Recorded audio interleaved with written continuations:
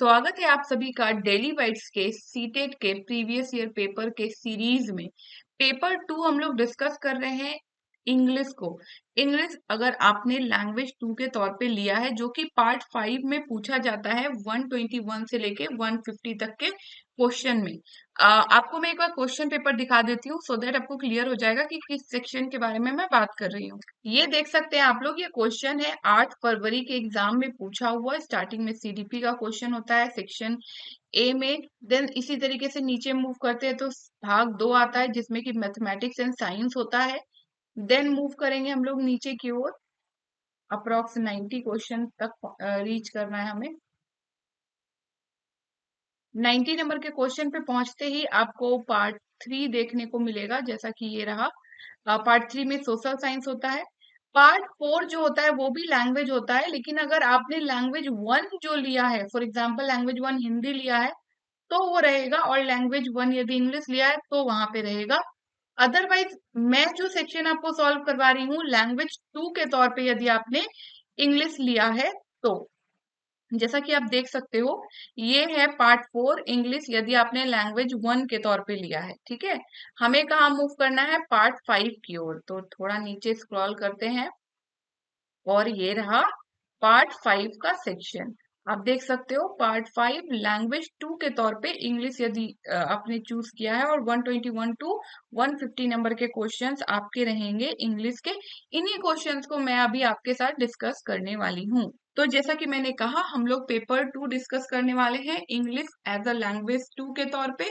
8 फरवरी 2026 को कंडक्ट हुआ ये पेपर है। तो चलिए हम लोग मूव करते हैं। सबसे पहले 121 से लेके 128 तक आपको पैसेज देखने को मिलेगा।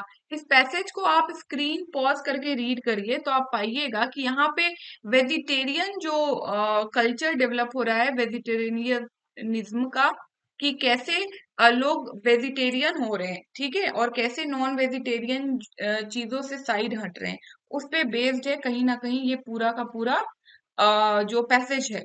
तो चलिए अब उसी पे बेस्ड क्वेश्चन हम लोग देखते हैं।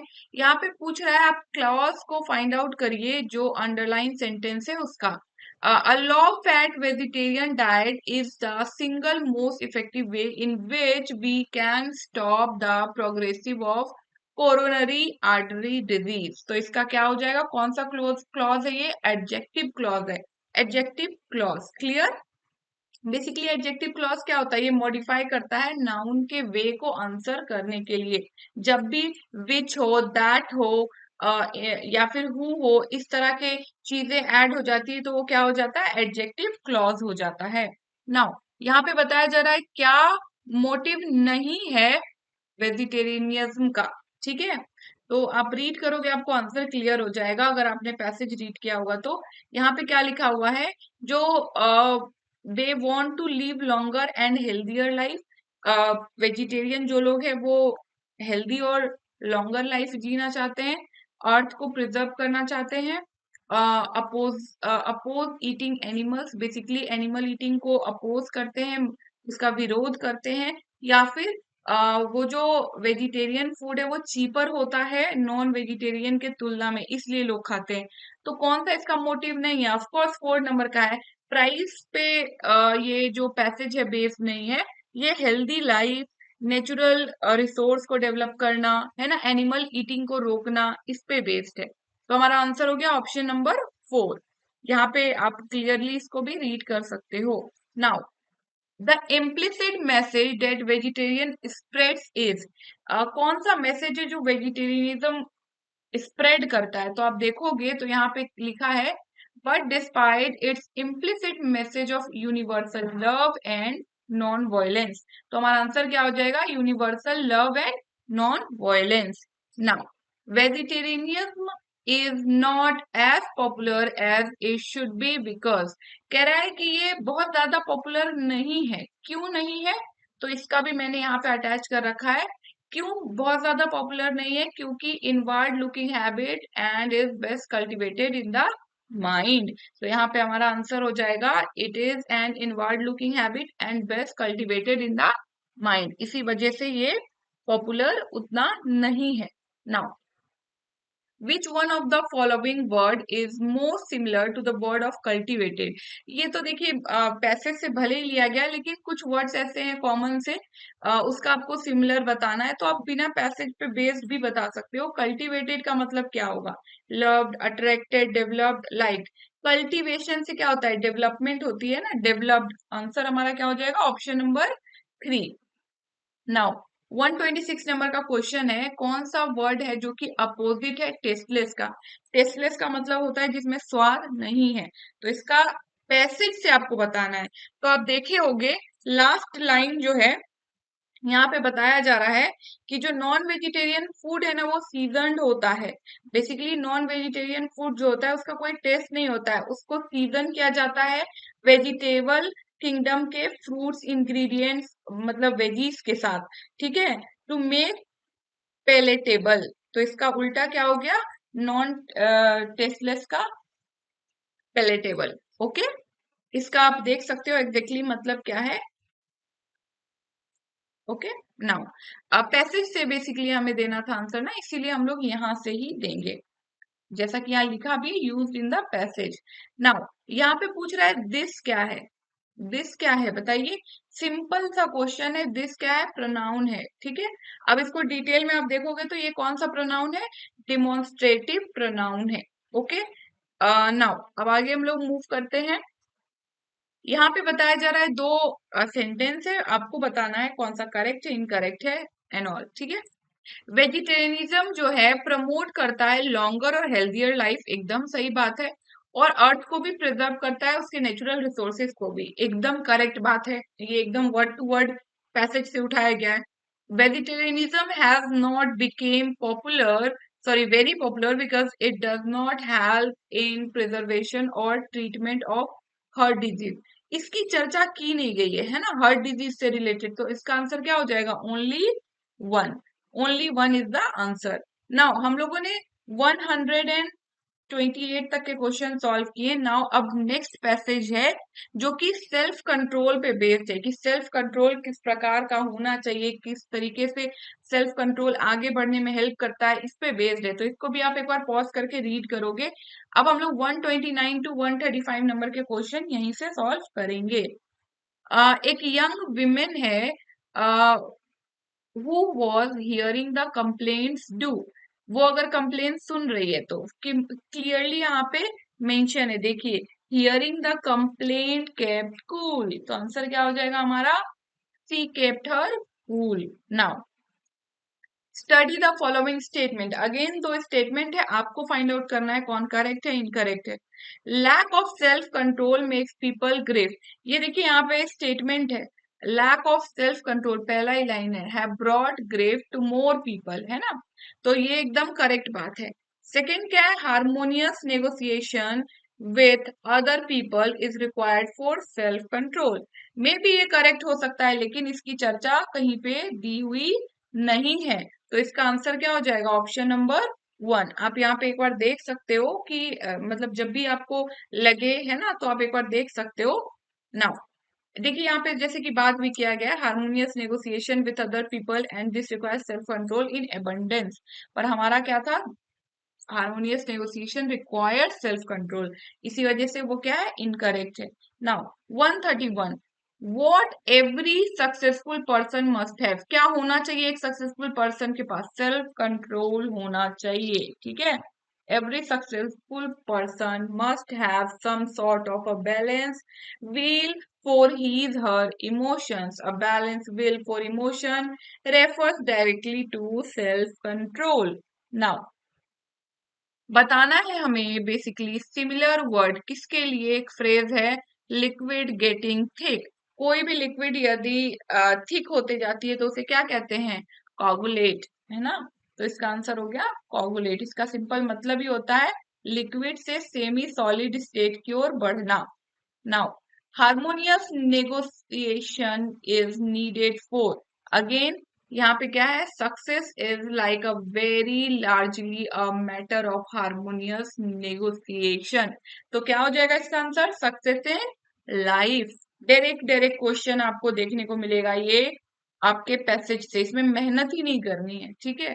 अब अगेन यहाँ पूछ रहा है फोर का मतलब क्या होता है, तो फोर आपको प्रीवियस अगर आपने देखा होगा तो उसमें भी सेम एक क्वेश्चन था, फोर क्या होता है, फोर क्या होता है, प्रीपोजिशन होता है, ठीक है।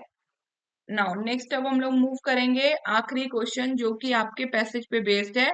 हमें बताना है प्लेजर का अपोजिट क्या होता है, लॉस, एंगर, ग्रीफ और डैमेज। प्लेजर मतलब बहुत ज्यादा खुशी में होना, उसका जस्ट उल्टा क्या हो जाएगा, बहुत ज्यादा दुख में होना, यानी कि ग्रीफ में होना।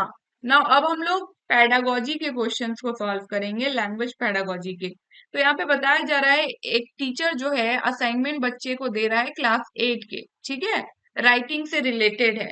और इसमें पेयर्स हैं जो कि ब्रेनस्टॉर्म कर रहे हैं, जॉट डाउन आइडियाज है, develop them into a good write up, giving two argument in favour, two against. देखिए आपका आंसर यही है, अगर दो आर्गुमेंट फेवर में चल रहे हैं और दो आर्गुमेंट टॉपिक के अगेंस्ट चल रहे हैं, ठीक है, तो इसे कहते हैं discursive. Okay, discursive writing. Basically यहाँ पे होता ही ये है, आप देख सकते हो यहाँ पे, इसको एक बार रीड करेंगे, discursive writing presents multiple side of an issue, argument for and against the topic.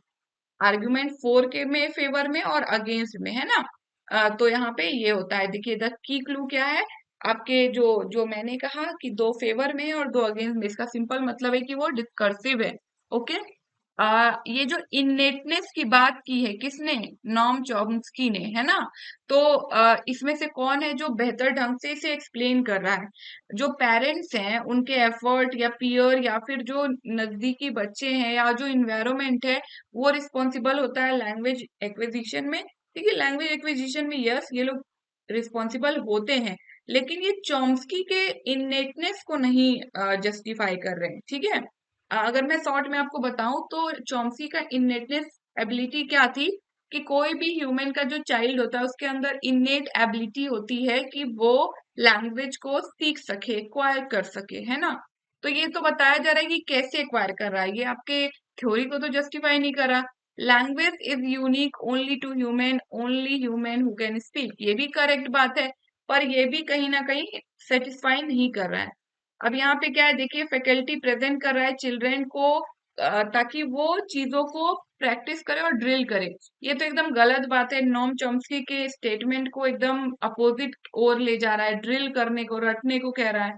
Fourth option क्या है, लैंग्वेज फैकल्टी जो है present in child is responsible for the production and acquisition, एकदम करेक्ट है। बेसिकली चाइल्ड के अंदर एक language faculty available है जो रिस्पॉन्सिबल है उसके प्रोडक्शन और एक्विजिशन को लेकर। यहाँ पे लैंग्वेज फैकल्टी अदर पर्सन की बात हो नहीं रही, इसी एलएडी की बात हो रही है, लैंग्वेज एक्विजिशन डिवाइस, जो कि चॉम्स्की कहते हैं कि ये बच्चों के अंदर पहले से होता है, ठीक है। Which one of the following are bottom up listening activity. Bottom up, bottom up basically क्या होता है, पहले वर्ड सेंटेंस इन चीजों को करना, देन एज अ लैंग्वेज को होल समझना। तो इसका क्या हो जाएगा, डिक्टेशन के अंदर वर्ड है, क्लोज लिसनिंग, यूनिक, यही हमारा आंसर हो जाएगा, बिकॉज आप जैसे ही समराइज कर रहे हो, लिसनिंग कर रहे हो, होल मैसेज को समझ रहे हो, ये टॉप डाउन अप्रोच हो गया, है ना। तो यहाँ पे बाकी के ऑप्शंस, यहाँ पे अगेन देखिए जम्बल्ड वर्ड्स है सेंटेंस में या फिर पोएट्री वगैरह है, तो ये सभी क्या हो गए हैं, होल लैंग्वेज के तौर पे हैं। तो एकमात्र यही है जो कि बॉटम अप अप्रोच को समझा रहा है, पहले बेसिक चीजें समझेंगे तब हम लोग ऊपर की चीजें समझेंगे। Okay, now pedagogical realization of material क्या होता है, ठीक है। यहाँ पे ऑप्शंस क्या क्या है, embedding activity and task to promote language pedagogy, second embedding the pedagogy into the material to enable the teacher to adapt the pedagogy. देखिए बेसिकली आपसे पूछ रहा है कि जो पेडागोगिकल रियलाइजेशन होता है मटेरियल का, वो क्या बता रहा होता है, ठीक है। तो इसमें सिंपल हमें क्या बता रहा होता है कि कहीं ना कहीं जो भी मटेरियल यूज किया जा रहा है वो टीचिंग लर्निंग को प्रमोट करे। तो हमारा ऑप्शन टू बहुत बेहतर है, एनेबल करता है टीचर को ताकि जो भी वो पढ़ा रहे हैं उसे वो बेहतर ढंग से बच्चों को बता सके, ठीक है। बाकी के ऑप्शंस भी बहुत ज्यादा इनकरेक्ट नहीं है, लेकिन बेस्ट आंसर हमारा ये है, क्योंकि देखिए ये एक्टिविटी और टास्क है जो लैंग्वेज पेडागोजी को प्रमोट करता है, एकदम करता है, नो डाउट। यहाँ पे जो टीचर को एनेबल करता है ताकि क्लासरूम के अंदर पेडागोजी को समझाया जा सके, एकदम सही बात है। To list the various pedagogical strategies for classroom use, ये भी एकदम सही बात है, लेकिन ये बेस्ट तौर पे एक्सप्लेन कर रहा है। यही खासियत है सीटेट के एग्जाम की। आपको कई बार ऐसा होगा कि सारे ही आंसर करेक्ट मिलेंगे, आपको उसमें से बेस्टेस्ट आंसर को चूज करना है, ठीक है। Now all learner in school begin their education in the mother tongue, जितने भी लर्नर है अपने मदर टंग में चीजों को सीख रहे हैं, ठीक है। जैसा कि आप लोगों को मैंने पढ़ाया भी था, प्राइमरी लेवल पे मदर टंग में ही चीजें चलेगी और फिर आगे चल के कई सारे लैंग्वेज को सीख पाता है, ठीक है। तो यहाँ पे क्या बताया जा रहा है, ये किस प्रकार की लैंग्वेज पॉलिसी है, ये मदर टंग बेस्ड मल्टीलिंगुअलिज्म है, ओके। मल्टीलिंगुअलिज्म की ओर मूव करता है बच्चा। संध्या जो है एक आर्टिकल रीड करती है on machine learning to find some information, किसी स्पेसिफिक इंफॉर्मेशन को खोजने के लिए कर रही है। तो क्या कर रही है, वो स्कैन कर रही है, यानी कि स्पेसिफिक तौर पे जिस इंफॉर्मेशन को ढूंढ रही है स्कैन करते हुए वही जैसे ही उसे मिल जाएगा क्विकली देखेगी। फॉर एग्जाम्पल स्कैनिंग को आप ऐसे समझिए, हमारे घर पे न्यूज़पेपर आता है, न्यूज़पेपर में कई सारे पन्ने होते हैं, क्या हम लोग सब पढ़ते हैं, नहीं। अगर हमें कुछ स्पेसिफिक मान के चलिए आपको स्कूल में अवार्ड मिला, आपके स्कूल का नाम आया है, तो आप क्या करोगे, हर पेज का जो हेडिंग है उसको पढ़ते जाओगे, नेक्स्ट पेज फिर पढ़ोगे। जैसे ही आपको अपना स्कूल का नाम मिल गया आप वहां पे रुक जाओगे। तो आप इसी को ढूंढ रहे थे ना, रुक गया।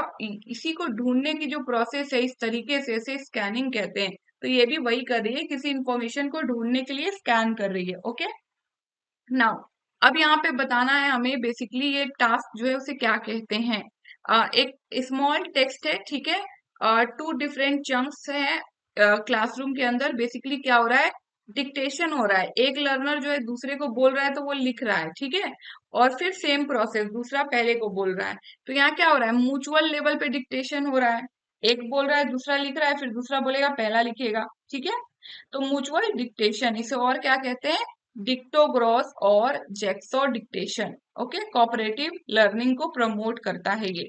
Now learning is a search for meaning, किसी चीज की मीनिंग को सर्च करते हैं, लर्निंग है, ठीक है। Therefore learning must start with the issue around which learner are actively, देखिए लर्नर एक्टिवली ट्राई कर रहा है कुछ का मतलब ढूंढने को, तो इसको क्या कहेंगे, कंस्ट्रक्टिविज्म, है ना। बच्चा एक्टिव है तो वो क्या होगा, कंस्ट्रक्टिविज्म, क्लियर। जहां बच्चा बहुत ज्यादा एक्टिव है, बहुत ज्यादा इन्वॉल्व है किसी सवाल के जवाब को ढूंढने के लिए, खुद से ढूंढ रहा है, उसे कंस्ट्रक्टिविज्म ही कहते हैं। फॉर्म ओरिएंटेड लैंग्वेज इनपुट क्या होता है, फॉर्म का मतलब क्या हुआ, आप बहुत ज्यादा ग्रामर के फॉर्म पे फोकस कर रहे हो, वोकेबलरी के फॉर्म पे फोकस कर रहे हो, फॉर्म्स पे आपका ज्यादा फोकस है, ठीक है। मीनिंग ऑफ इनपुट, अब मीनिंग नहीं समझ रहे हो, आप क्या समझ रहे हो, फॉर्म, तो ये रॉन्ग हो गया। Then potential of the input for learning to right, ये भी यहाँ पे आप सीख रहे हो इसलिए ताकि लिख सको, ये भी आपके फॉर्म ओरिएंटेड लैंग्वेज इनपुट नहीं है। Input which focuses on information, again information से नहीं, यहाँ पे बेसिकली वोकेबलरी, प्रोनाउंसिएशन और ग्रामर के एक्चुअल फॉर्म्स को पढ़ा जाता है, ओके। तो इसका आंसर हो गया option number 2। Now assessment for learning क्या होता है, सबसे पहले तो इसको हमें समझना होगा। फॉर लर्निंग का मतलब हुआ फॉर्मेटिव, आप लोगों को पता होगा फॉर्मेटिव क्या होता है, पढ़ाने के दौरान ही सवाल करना, क्लास में ऑब्जर्वेशन करना। और बेसिकली आप ये इसलिए करते हो ताकि आप बच्चों के जो मिस्टेक है उसको सही कर सको। तो अब देखिए ये बात आपको कौन सा ऑप्शन बता रहा है, ये एक ऐसा असेसमेंट है जो डिजाइन किया जाता है बच्चों के प्रोग्रेस को मॉनिटर करने के लिए। End of each term, term and में नहीं, ऐसा नहीं होता, हर चैप्टर में फॉर्मेटिव टेस्ट कई बार होते हैं ताकि बच्चे कितना सीख रहे हैं, कहाँ दिक्कत हो रही है, ना कि टर्म एंड तक रुका जाए, ठीक है। Assessment by the state to diagnose the achievement of learner at a particular stage, किसी पर्टिकुलर स्टेज में नहीं, कभी भी हो सकता है, ठीक है। फॉर एग्जाम्पल अभी मैं पढ़ा रही हूँ, प्रीवियस क्या स्लाइड में था, मैं आप लोग से पूछ दूं अभी, तो मैं ये चेक कर लूंगी कि आप सुन भी रहे थे या नहीं सुन रहे थे, तो ये भी फॉर्मेटिव असेसमेंट ही है, ठीक है। um, तो ये भी रॉन्ग हो गया। क्या है, assessment design to know student progress at end of year. Again यहाँ पे भी दिक्कत क्या है, प्रोग्रेस तो बच्चे का जान रहे पर एंड ऑफ द ईयर नहीं, ओके। ये क्या हो जाएगा, एंड ऑफ ईयर, और उसको प्रमोशन के लिए कंसीडर करेंगे तो ये समेटिव टेस्ट होगा ना कि फॉर्मेटिव, ठीक है। Now assessment to monitor and improve student progress, during the teaching learning process, एकदम करेक्ट है। टीचिंग लर्निंग प्रोसेस, पढ़ाने के दौरान मॉनिटर कर रहे हैं और बच्चे का प्रोग्रेस को आइडेंटिफाई कर रहे हैं। ओके, नाउ प्रोडक्टिव वोकेबलरी क्या होती है? बेसिकली प्रोडक्टिव वोकेबलरी का मतलब हुआ वैसे वोकेबलरी जो आप लिख सको और बोल सको। इसका सिंपल मतलब ये हुआ ऐसी कोई भी वोकेबलरी जिसका आपको मतलब पता है, तभी तो आप उसका यूज करोगे, तभी तो आप उसे प्रोड्यूस करोगे, है ना, चाहे लिखने के दौरान या बोलने के दौरान। नाउ इसमें कौन सा ऐसा है जो कि टीचिंग लर्निंग पोएट्री के को नहीं सपोर्ट करता है? Okay, poetry is for exercising the imagination of learner. Basically learner के इमेजिनेशन को आइडेंटिफाई करता है, या फिर पोएट्री लैंग्वेज के साथ काम करता है, या प्लेजर के लिए होता है, या फिर टीचिंग ग्रामर। कौन सा गलत है? सबसे आखिर वाला गलत है। पोएट्री से कोई ग्रामर पढ़ाया जाता है क्या? नहीं, पोएट्री प्लेजर के लिए होता है, एकदम सही बात है, मन लगे इसलिए। लैंग्वेज के साथ साथ काम करता है क्योंकि कई सारे लैंग्वेज इंस्ट्रूमेंट्स होते हैं, और इमेजिनेशन की ओर ले जाता है बच्चों को, लेकिन ग्रामर पोएट्री से नहीं सिखाया जाता है। तो 4 ऑप्शन इसका आंसर हो जाएगा। The language used in the classroom in the various content areas as the teacher present and interacts with students. What is this language skill known as? अभी यहाँ पे देखिए क्या हो रहा है, टीचर क्या कर रहा है, बच्चों के साथ कहीं ना कहीं इंटरेक्ट कर रहा है स्टूडेंट के साथ, है ना। क्या है, क्लासरूम के अंदर बहुत सारे ऐसे कंटेंट एरियाज हैं जो टीचर प्रेजेंट कर रहा है और स्टूडेंट के साथ इंटरेक्ट कर रहा है, कहीं ना कहीं स्टूडेंट को इन्वॉल्व कर रहा है। तो ये क्या कर रहा है? बेसिकली टीचर कंटेंट एरिया पे फोकस कर रहा है। कंटेंट एरिया वही होता है जो कि सिलेबस का पार्ट होता है। तो कॉग्निटिव हो गया, कहीं ना कहीं इसके माध्यम से टीचर बच्चे का ब्रेन डेवलपमेंट कर रहा है। देखिए इंटरपर्सनल कम्युनिकेशन है लेकिन बेसिक नहीं है, क्योंकि यहाँ पे कंटेंट डिस्कस हो रहा है, तो बेसिक वर्ड की वजह से ये एकदम रॉन्ग हो गया। Language for real life purpose, अभी क्योंकि कंटेंट एरिया डिस्कस हो रहा है तो रियल लाइफ से हाँ लिंक किया जा सकता है, बहुत हद तक ये सही है, ठीक है। कंटेंट रजिस्टर ये रॉन्ग है एकदम। कॉग्निटिव एकेडमिक लैंग्वेज प्रोफिशिएंसी, अब देखिए इन दोनों में सबसे बेहतर कौन कंटेंट एरिया को जस्टिफाई कर रहा है? Of course cognitive level develop होगा लैंग्वेज प्रोफिशिएंसी के साथ, तो आंसर नंबर 4 इसका करेक्ट हो जाएगा। नाउ हमें बताना है कि ग्रामेटिकल नॉलेज किस टाइप का हो जो कि इसको जस्टिफाई कर रहा है। Knowledge about the form, describing it, applying it in limited practice.